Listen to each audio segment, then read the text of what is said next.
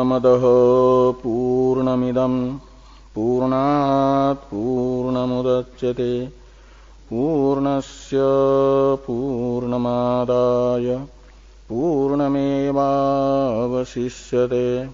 ओम शांति शांति शांतिः। शंकरं शंकराचार्यं केशवं बादरायणं सूत्रभाष्य कृतौ वन्दे भगवन्तौ पुनः पुनः। ईश्वरो गुरुरात्मेति मूर्तिभेद विभागिने व्योमवद्व्याप्तदेहाय दक्षिणामूर्तये नमः। ओम शांति शांति शांति।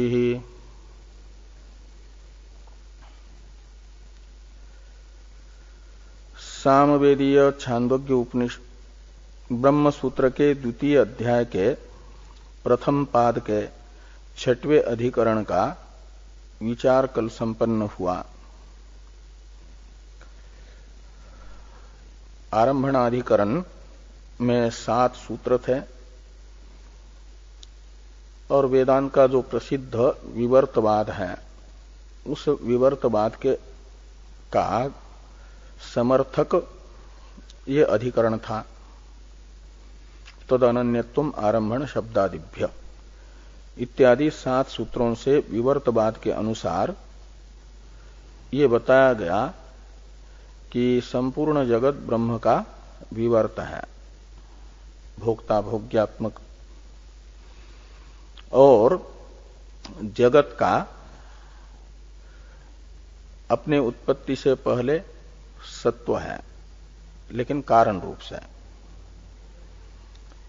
और जिस रूप से जगत अपने उत्पत्ति से पहले सत है उसी रूप से स्थिति काल में भी और प्रलय के बाद भी सत रहता है, कारण रूप से ही सत है। और कार्यात्मना तो कार्य मिथ्या है, विवर्त है, कल्पित है।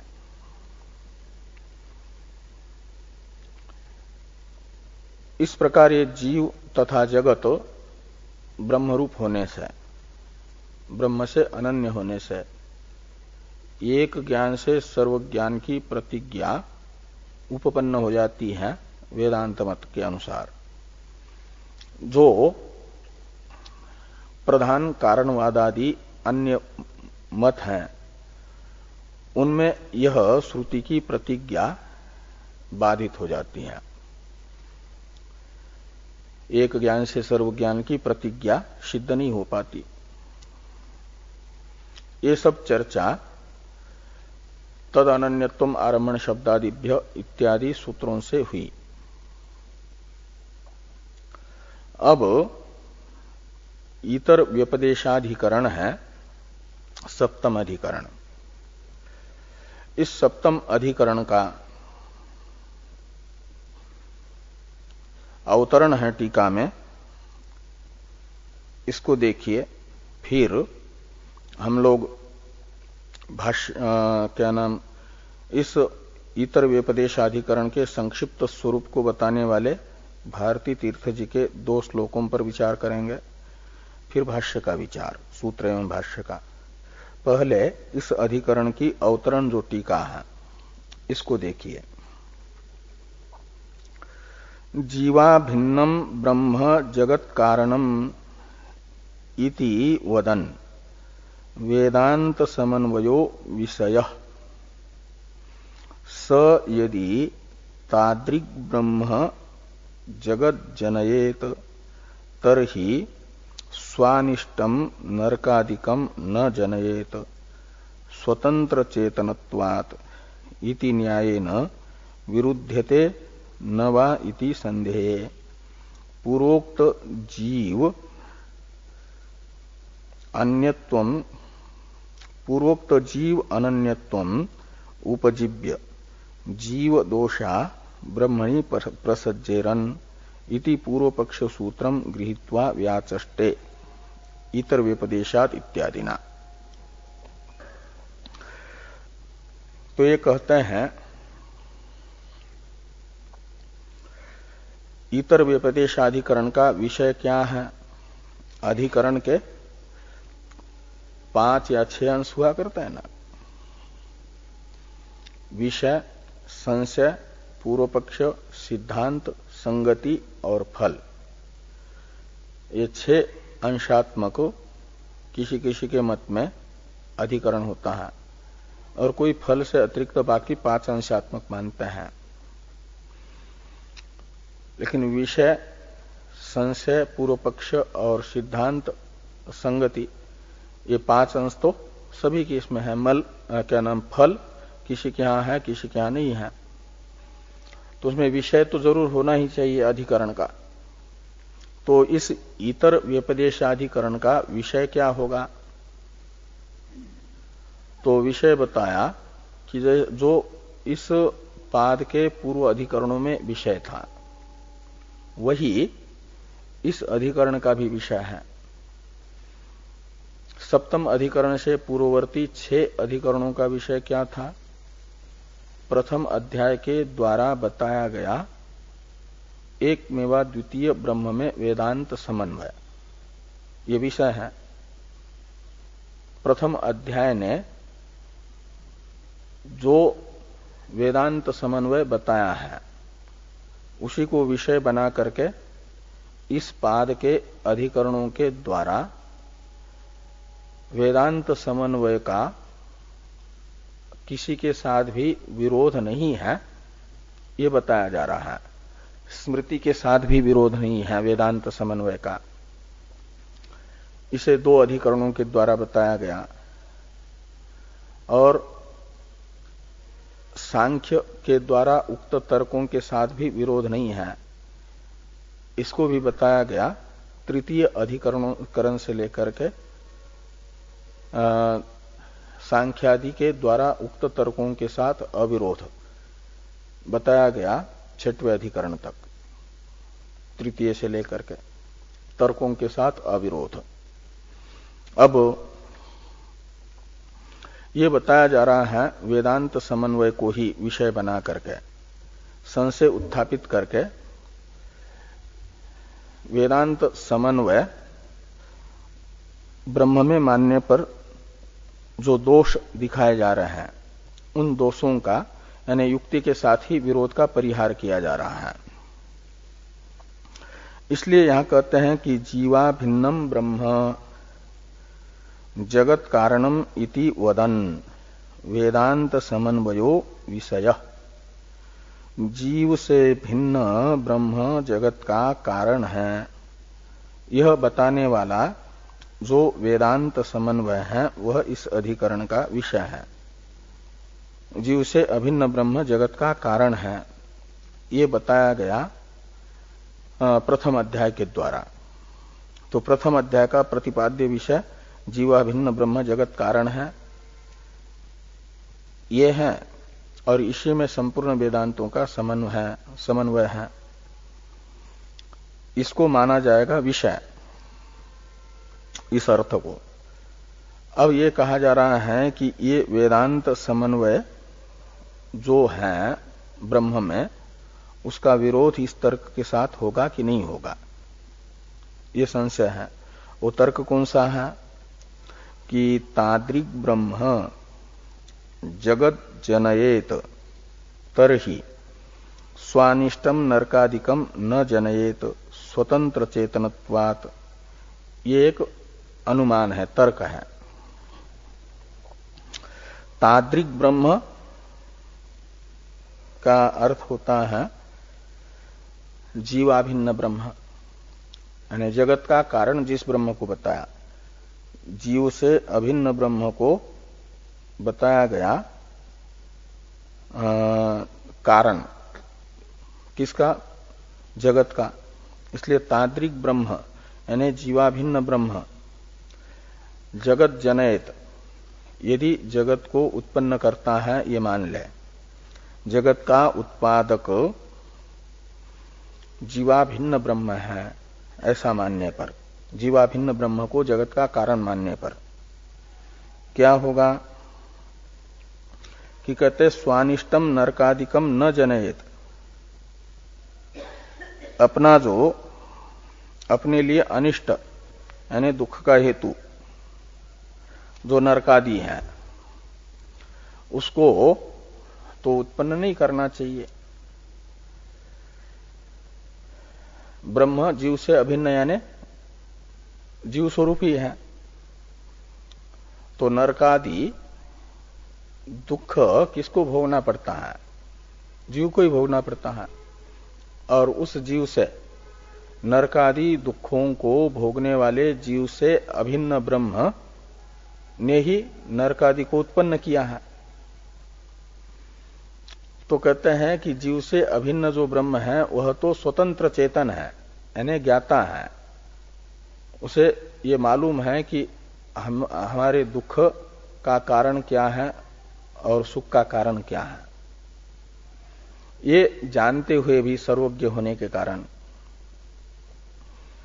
तो अपने से अभिन्न जीव के दुख का निमित्त भूत जो नरकादि है उसको उत्पन्न नहीं करना चाहिए ब्रह्म को, और सुख के साधनों को ही उत्पन्न करना चाहिए, क्योंकि वो स्वतंत्र चेतन है। तो नरकादि की उत्पत्ति न करने की आपत्ति आएगी, ये यहां पर कह रहे हैं कि स्वानिष्टम नरकादिकम न जनयेत। कौन? ताद्रिकम ब्रह्म।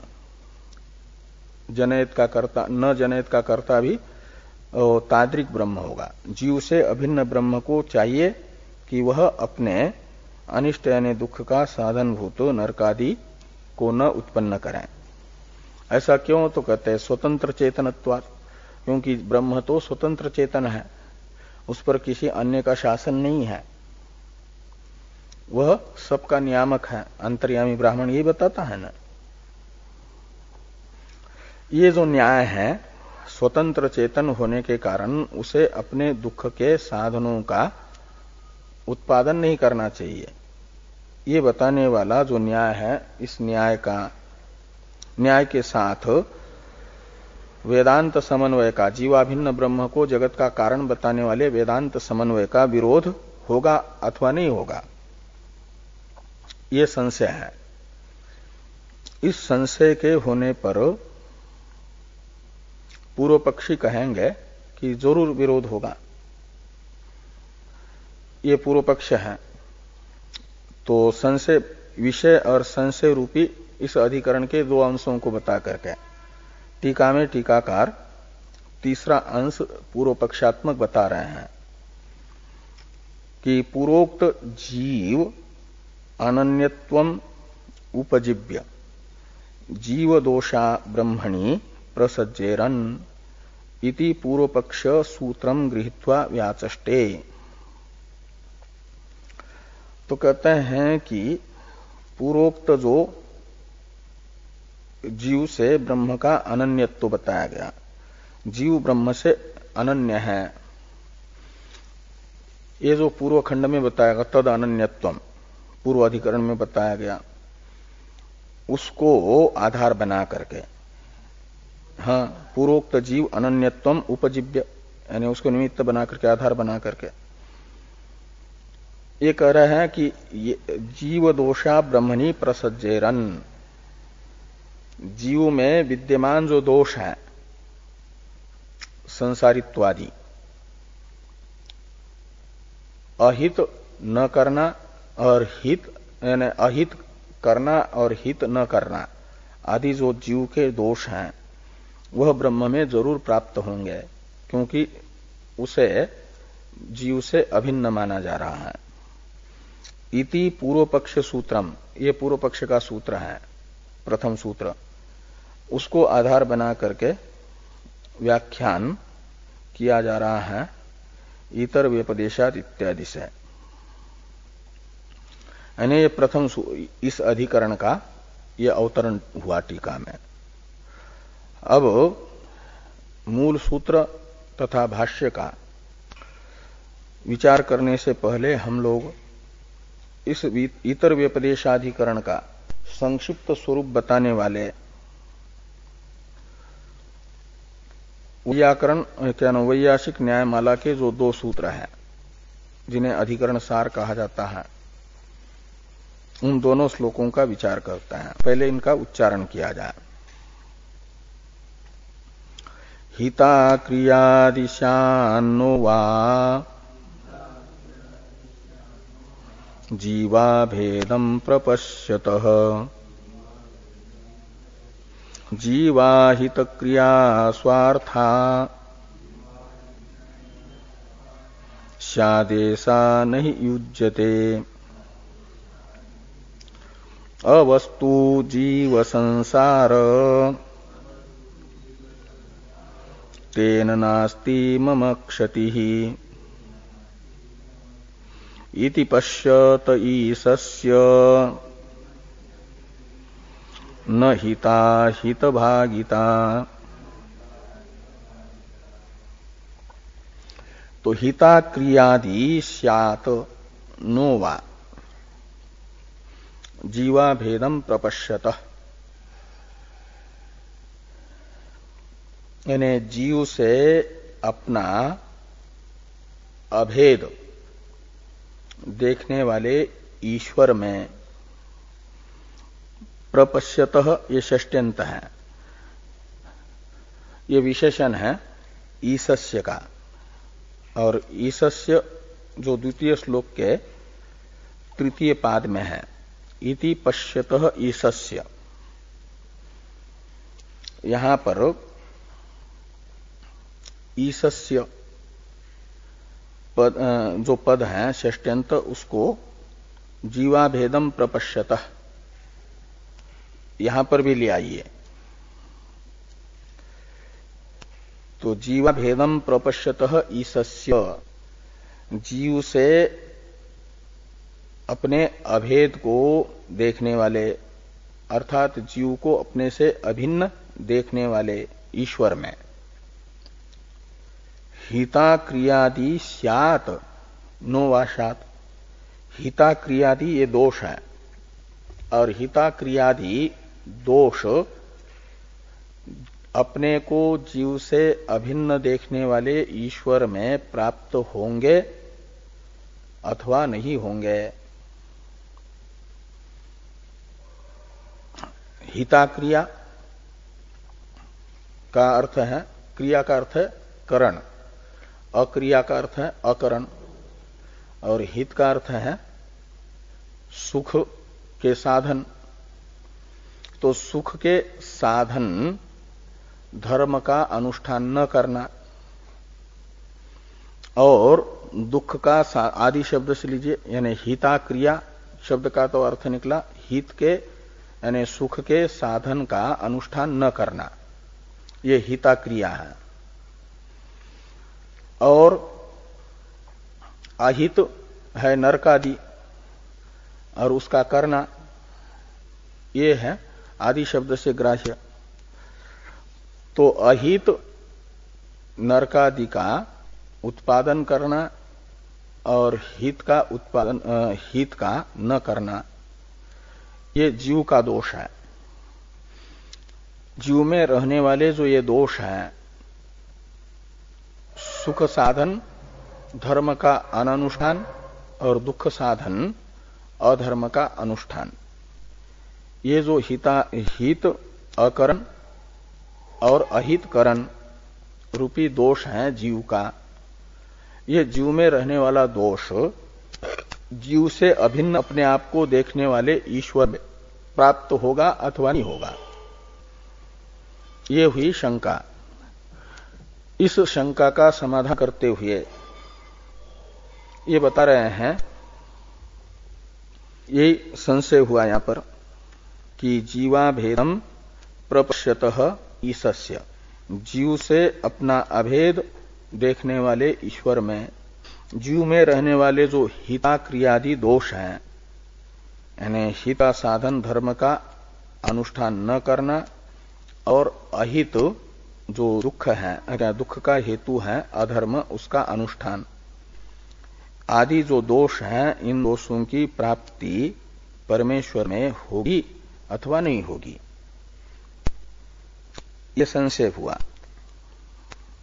तो इस प्रकार ये विषय और संशय, ये दो अंश इस अधिकरण के बताए गए प्रथम श्लोक के पूर्वार्ध में। तृतीय अंश है पूर्व पक्ष, उसे बताया जा रहा है प्रथम श्लोक के उत्तरार्ध में। तो जीवाहित क्रिया स्वार्था, ऐसा स्वार्था स्यात्, ऐसा लगा दीजिए। यानी जीवाहित क्रिया, यानी जीव के द्वारा जो अहित अधर्म है उसका करना, और अहित अहित है अधर्म, उसका अनुष्ठान, ये है अहित क्रिया। और हित जो धर्म है उसका न करना, ये भी आगे लीजिए। ये जीव के जो दोष हैं अहित करणादि रूप, ये दोष ईश्वर में भी प्राप्त होंगे। क्यों कहते हैं? इसलिए कि ईश्वर ये अहित करने वाला जो जीव है उसे अपने से भिन्न नहीं देख रहे हैं। ये देख रहे हैं कि सारे जीव मेरा ही स्वरूप है। तो इसलिए स्व शब्द से लीजिए ईश्वर को, और स्वस्य अर्थ यानी प्रयोजनम यस्याः क्रियायाः सा स्वार्था, ऐसा बहु समास कर दीजिए। यानी स्व यानी ईश्वर, और ईश्वर को, ईश्वर का अर्थ यानी प्रयोजन है जिस क्रिया से, उस क्रिया को कहा जाएगा स्वार्था क्रिया, यानी ईश्वरार्थ क्रिया। ईश्वर के यानी जो जीव को फल प्राप्त होगा वह जीव से अभिन्न होने के कारण माना जाएगा कि ईश्वर को भी प्राप्त हो रहा है। तो जीव को फल देने वाली, सुख दुखात्मक फल देने वाली जो क्रियाएं हैं, अहित का करना, ये जीव को दुखात्मक फल देने वाली क्रिया है। और हित का न करने से सुख प्राप्त नहीं होगा। ये जो जीव की क्रिया है, ये जीव से अभिन्न ईश्वर की भी मानी जाएगी, ईश्वर को फल देने वाली मानी जाएगी। स्वार्था स्यात् यानी ईश्वरस्य प्रयोजनार्था स्यात्।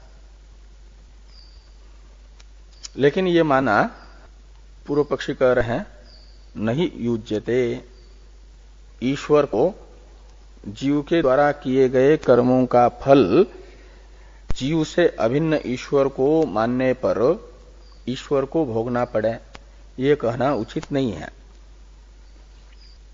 लेकिन भोगने को प्राप्त हुआ यदि अभिन्न मानते हैं तो, इस प्रकार का ये पूर्व पक्ष है। ईश्वर को तो योगी लोग कहते हैं कि पंच क्लेश से रहित है, अविद्या, अस्मिता, राग, द्वेष, अभिनिवेश रहित पुरुष विशेष है।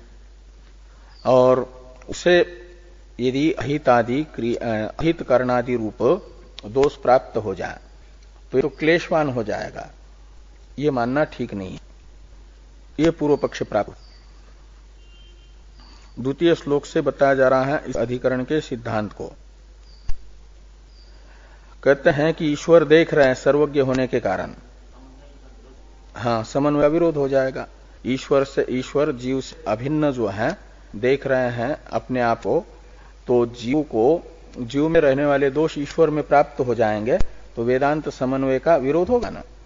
क्योंकि जगत का कारण ब्रह्म को नित्य शुद्ध भी कहा जा रहा है, नित्य शुद्ध बुद्ध मुक्त स्वरूप कहा जा रहा है, और उसमें ये सारे दोष प्राप्त हो रहा है, तो शुद्धता कहाँ रही? इसलिए वेदांत समन्वय का विरोध है, ये पूर्व पक्षी का अभिप्राय रहा। अब सिद्धांती उस विरोध का परिहार कर रहे हैं। द्वितीय श्लोक से इस अधिकरण का सिद्धांत बताया गया। तो अवस्तु जीव संसारः इति पश्यतः ईशस्य, ऐसा अन्वय करिए। जीव में जो संसार की प्रतीति हो रही है,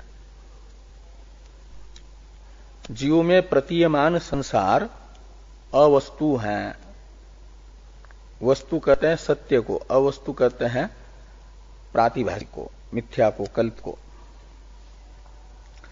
तो जीव में जो संसार है वह जीव का वास्तविक नहीं है, कल्पित है, मिथ्या है, अवस्तु है। इति पश्यतः ईशस्य, ईश्वर देख रहे हैं कि मेरा ही प्रतिबिंब स्थानीय जो जीव है, उस जीव में जो संसार है वह वास्तविक नहीं, कल्पित है। जैसे 1000 घड़ों में जल भरा है और उनमें अलग अलग उस जल में रंग मिलाया है। तो किसी घड़े में जल पीला है, किसी घड़े में लाल है, किसी घड़े में नीला है, किसी में हरा है, किसी में काला है, और कुछ घड़े ऐसे हैं कि जिसमें कोई रंग नहीं मिलाया, शुद्ध जल है। उन सब में सूर्य का प्रतिबिंब पड़ेगा। तो जिस घड़े में पीला जल है उसमें प्रतिबिंब पीला दिखेगा, लाल जल है उसमें लाल प्रतिबिंब दिखेगा, हरा है जल उसमें हरा दिखेगा, काला है उसमें काला दिखेगा। तो प्रतिबिंब में प्रतीयमान जो सूर्य के प्रतिबिंब में जलगत रंग है वह प्रतिबिंब में वास्तविक नहीं है।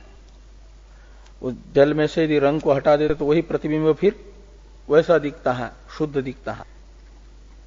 इसलिए माना जाएगा कि प्रतिबिंब में जो अलग अलग रंग दिख रहे हैं वे औपाधिक है, यानी कल्पित है, उपाधि के कारण भासमान है। जैसे स्फटिक में लालिमा भासती है वह, और बिंबभूत जो सूर्य है उस बिंबभूत सूर्य में प्रतिबिंब के लाल पीले नीले दिखने पर भी वो सब लाल पीला नीलापन नहीं होता, उसका तो अपना जो स्वरूप है, प्रकाश स्वरूप, वही रहता है।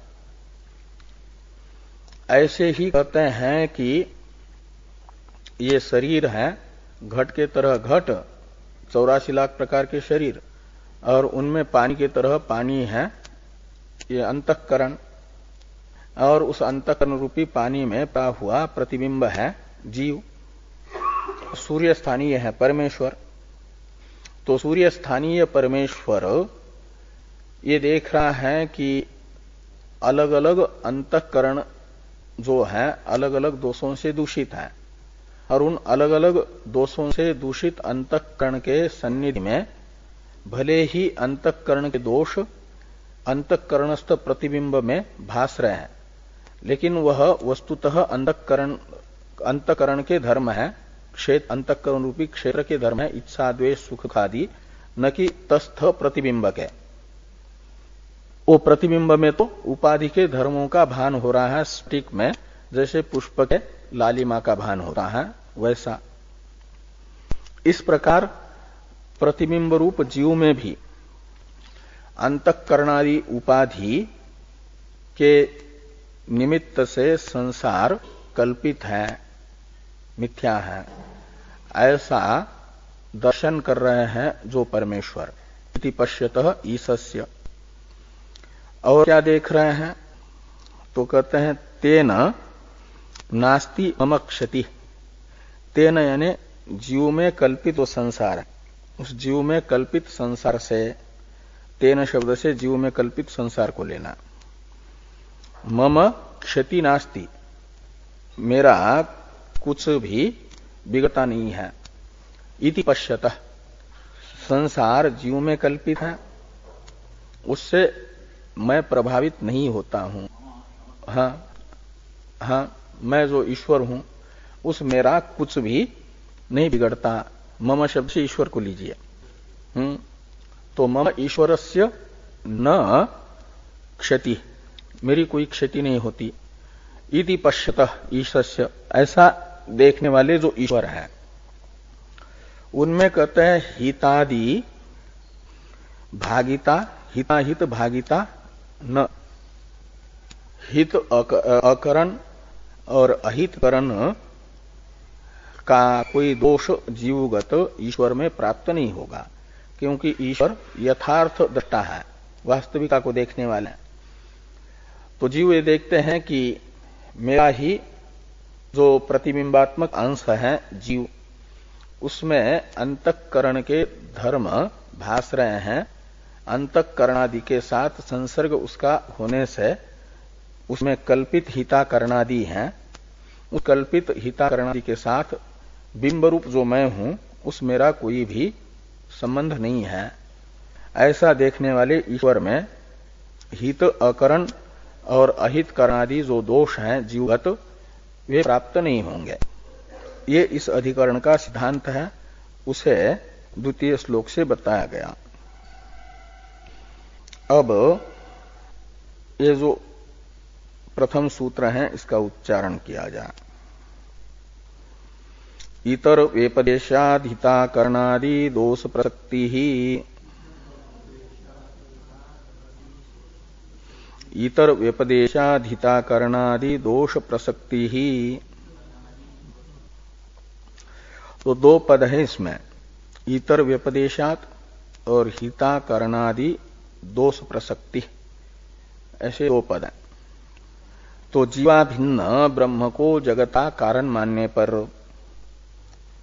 ब्रह्म में हिता करणादि दोष जो जीवगत है वो प्राप्त होंगे, उनकी प्राप्ति होगी। प्रसक्ति कहते प्राप्ति को।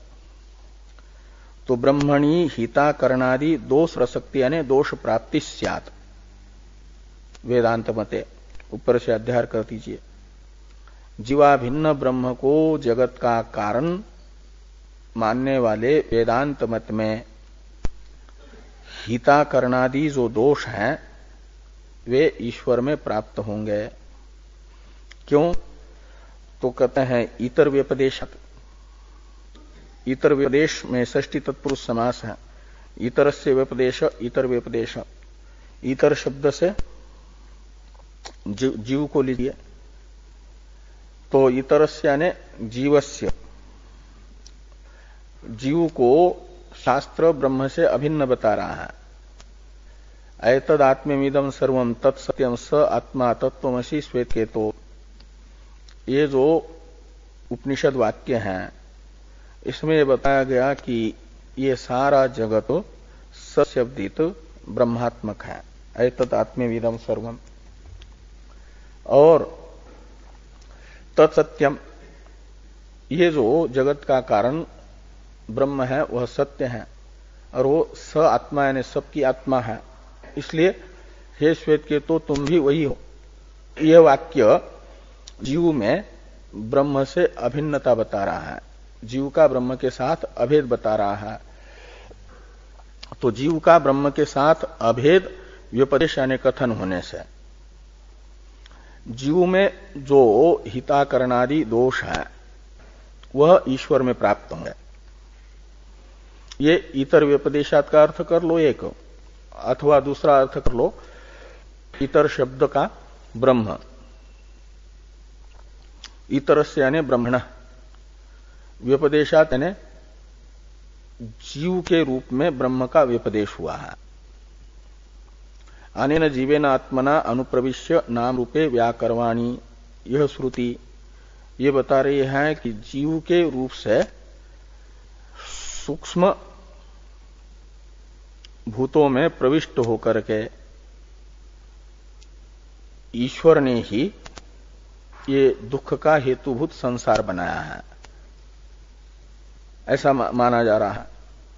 और तत्सृष्ट्वा तदेव अनुप्राविशत, ये श्रुति बता रही है कि 84 लाख प्रकार के कार्यकरण संघातों को बना करके इस 84 लाख प्रकार के कार्यकरण संघातों को बनाने वाला जो है उसी ने इस कार्यकरण संघात में जीव के रूप में प्रवेश किया।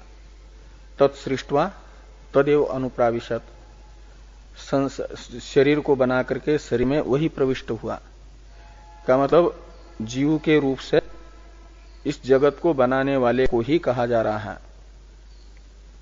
तो जगत बनाने वाले ने जगत जो बनाया और जगत को बना करके स्वयं ही इस जगत का भोग करने के लिए शरीर में प्रविष्ट हुआ, तो ऐसा बनाना चाहिए था उसको स्वयं के भोग के लिए जो सुख दे सके, जिससे दुख हो, ऐसा संसार तो बनाना नहीं चाहिए था।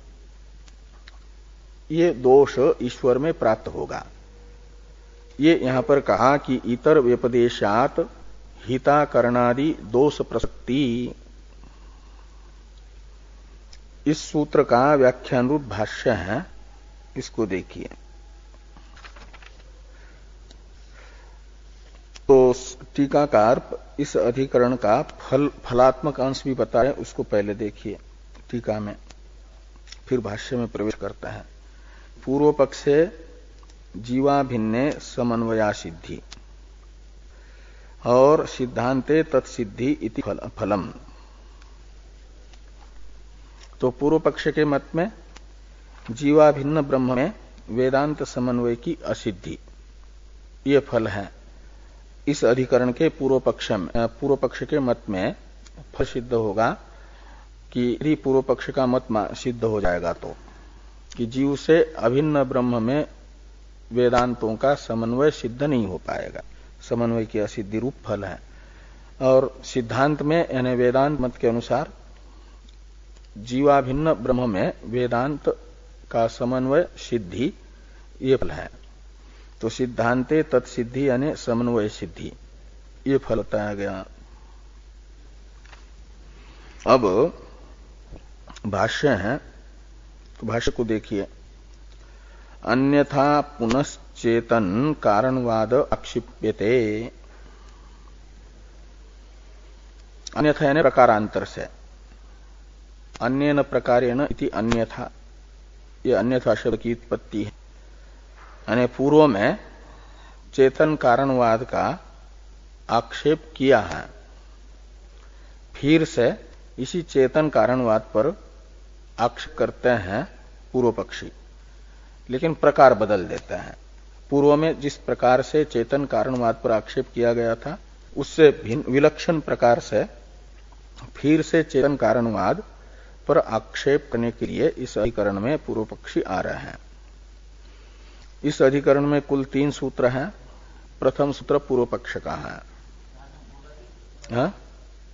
चेतन कारणवाद प्रथमांत है, आक्षिप्यते कर्मणि प्रयोग है, पूर्व पक्षिना आक्षिप्यते। अन्यथा पुनः चेतन कारणवाद पूर्व पक्षिना आक्षिप्यते, ऐसा लगा दीजिए, कर्मणि प्रयोग है। चेतन कारणवाद आक्षिप्त किया जा रहा है, यानी चेतन कारणवाद पर आक्षेप किया जा रहा है पूर्व पक्ष के द्वारा।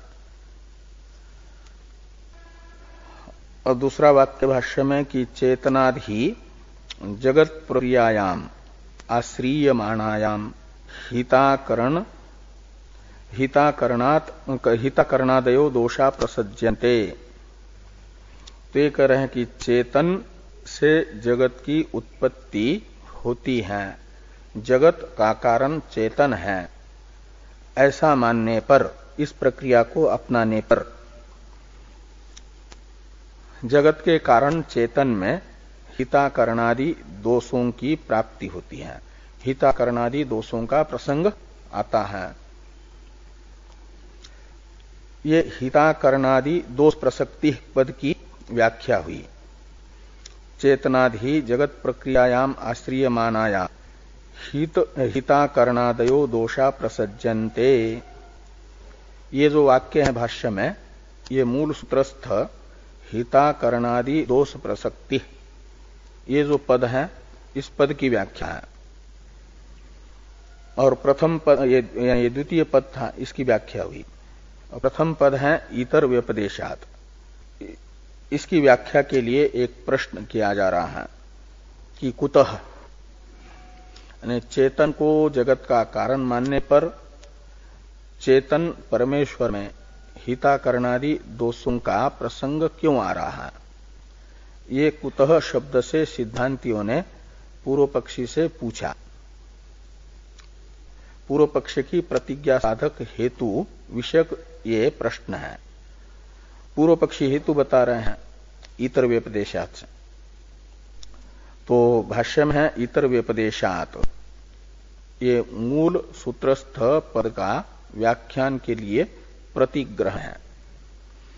और इस पद की व्याख्या है इतरस्य यानी शारीरस्य ब्रह्मात्मत्वं व्यपदिशति श्रुति ही स आत्मा तत्त्वमसि श्वेतकेतो इति प्रतिबोधनात्। ये इतर व्यपदेशात का अर्थ कर दिया। इतर व्यपदेश में इस पक्ष में इतर शब्द का अर्थ है जीव, इसलिए इतरस्य का अर्थ कर दिया शारीरस्य ब्रह्मात्मत्वं व्यपदिशति श्रुति। श्रुति जीव को ब्रह्मरूप बता रही है, ब्रह्म से अभिन्न बता रही है। ब्रह्म के साथ जीव का अभेद श्रुति बताती है। कौन सी श्रुति? तो स आत्मा तत्त्वमसि श्वेतकेतो इति, यानी इस श्रुति से क्या हुआ? जीव में ब्रह्मात्मत्व बताया गया, जीव का ब्रह्म के साथ अभेद बताया गया है। इति प्रतिबोधनात्। इतर व्यपदेशात की ये व्याख्या कर लो, अथवा यद्वा करके इतर पद का अर्थ कर रहे हैं ब्रह्म। इतर व्यपदेशात का अर्थ ब्रह्म का जीव रूप से कथन होने से, ये अर्थ कर लो। पहले अर्थ में तो कर दिया जीव का ब्रह्म रूप से कथन होने से। यद्वा इत्यादि से बताया जा रहा है कि ब्रह्म का जीव रूप से कथन श्रुति में होने से ब्रह्म में हिता करणादि दोष प्राप्त होंगे, ये पूर्व पक्षी का कथन है। तो यद्वा इत्यादि को देखिए कि यद्वा इतरस्य ब्रह्मण शारीरात्मत्वं व्यपदिशति, ब्रह्म को जीव रूप से बता रही है श्रुति।